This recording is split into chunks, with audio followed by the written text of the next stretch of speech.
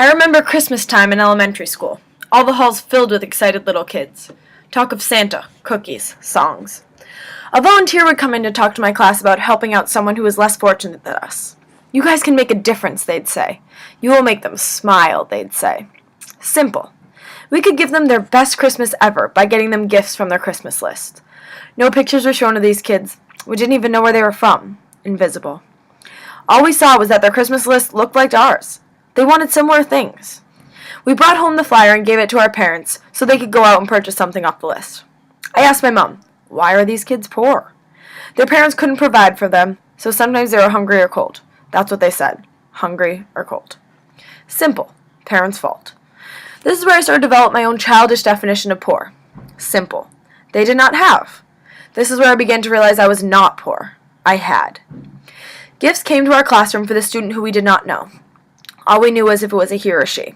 We wrapped and made cards. Helping? We felt good about ourselves. We were being kind. Dolls came in along with pink clothing, pretend kitchen kits, light-up sneakers, etc. Toy cars arrived along with blue clothing, game cards, and socks. Would these gifts solve their poorness? What can solve poorness? How could we know what these children truly need? Obviously, I was little then, but now I know poorness means a lot more than just not having things.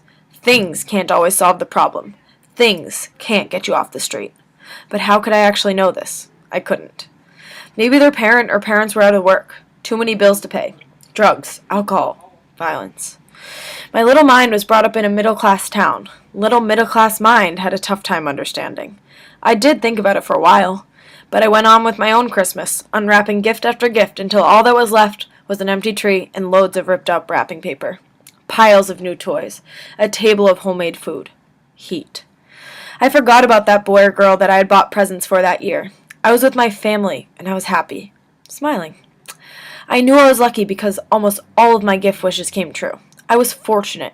I was not talked about in an elementary school to get help on Christmas. Thank you. When we went back to school after the holiday, we got to hear about how grateful our person had been for our gifts. Selfish. We didn't hear about all the troubles that might have continued to go on at home.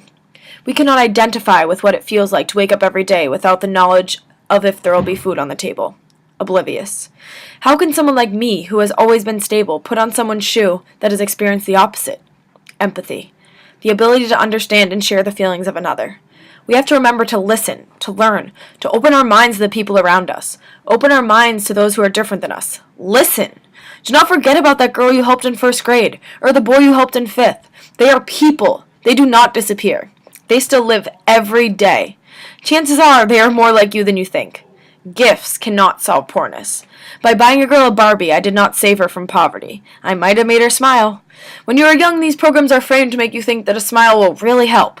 How can we actually help? Can we get these people out of poverty? I still do not know how to solve poorness. I still do not understand poverty fully because I have never experienced it. It makes me upset still. My heart still hurts. I want to help.